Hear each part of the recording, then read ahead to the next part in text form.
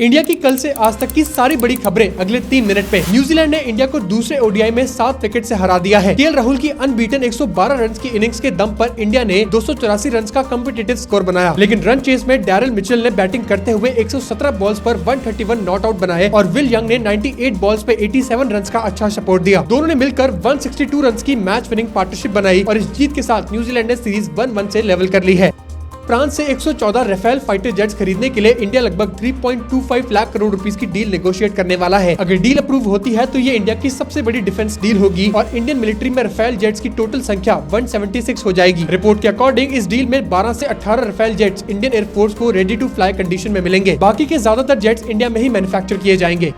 Canada के हिसाब से लॉरेंस बिश्नोई इंडिया के जेल में बंद होने के बावजूद अपना क्रिमिनल नेटवर्क चला रहा है। एलिजिडली लॉरेंस बिश्नोई जेल से ही एक्सटॉर्शन, ड्रग ट्रैफिकिंग और कॉन्ट्रैक्ट किलिंग जैसे क्राइम्स को कंट्रोल कर रहा है, जिसमें कनाडा भी शामिल है। रिपोर्ट्स में ये भी कहा गया कि बिश्नोई गैंग का नाम कनाडा में एक्सटॉर्शन रैकेट्स और शूटिंग से भी जोड़ा गया है। लॉरेंस बिश्नोई 2015 से गुजरात की साबरमती जेल में बंद है।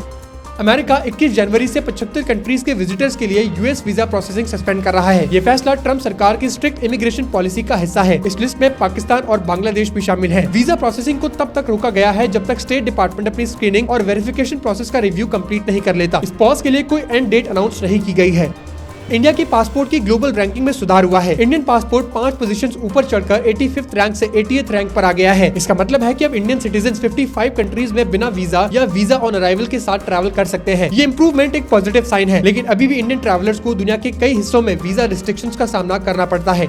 मर्सिडीज बेंज ने पुणे के अपने प्लांट में मर्सिडीज मेबैक जीएलएस की लोकल प्रोडक्शन शुरू कर दी है। इसके साथ इंडिया यूनाइटेड स्टेट्स के बाद दुनिया की पहली कंट्री बन गई है जहां ये ultra luxury SUV locally manufacture हो रही है। इंडिया में टॉप एंड लग्जरी कार्स की डिमांड बढ़ने की वजह से ये फैसला लिया गया है। कंपनी ने ये भी अनाउंस किया है कि 2026 में इंडिया में 12 नए मॉडल्स लॉन्च किए जाएंगे।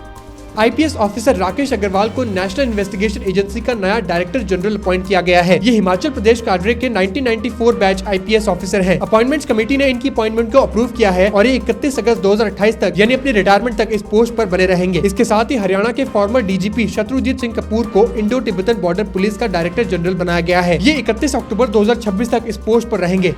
महाराष्ट्र के 29 म्युनिसिपल कॉर्पोरेशंस में वोटिंग शुरू हो गई है। सबसे ज्यादा फोकस मुंबई पर है। यहाँ बीजेपी लेड महायुति अलायंस और ठाकरे कजन्स के बीच देश की सबसे बड़ी और सबसे अमीर सिविक बॉडी पर कब्जा करने के लिए लड़ाई चल रही है। इन 29 म्युनिसिपल कॉर्पोरेशंस के टोटल 893 वार्ड्स में 2869 सीट्स के लिए इलेक्शंस हो रहे हैं। इसमें लगभग 3.48 करोड़ वोटर्स 15,931 कैंडिडेट्स का फ्यूचर डिसाइड करेंगे और वोट काउंट 16 जनवरी को होगा। तो ऐसे करंट अफेयर्स के लिए मुझे फॉलो जरूर करना।